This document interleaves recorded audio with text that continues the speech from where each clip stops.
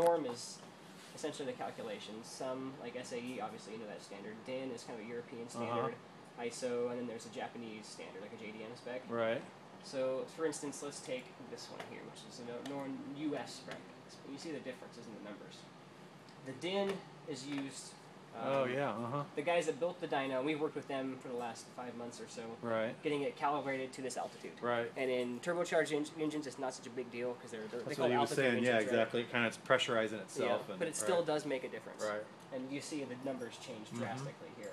I think this thing lists at like 500 horsepower, 515, 516 torque, I think is what it's supposed to be.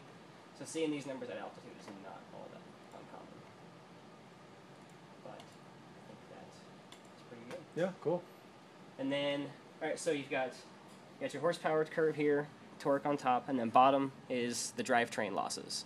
When I decelerate at the end of the run, the dyno itself is calibrated to calculate the losses from the drivetrain itself. All-wheel drive system, tires typically make a big difference. Right. If you've got like a rally car, gravel tires makes a huge difference. Oh, is that right? Just a lot more friction on the rollers. Right.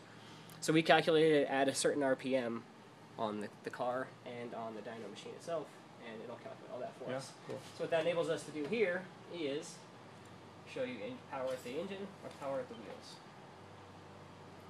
So this is, big difference. This is at your wheels. Right. This is at the engine. Right. It actually calculates it backwards. Yeah. But it's a much more accurate way of doing it. Yeah. All right, I will get you a printout of this, and it's going to take me a couple minutes to get it unstrapped. All right. Sounds good.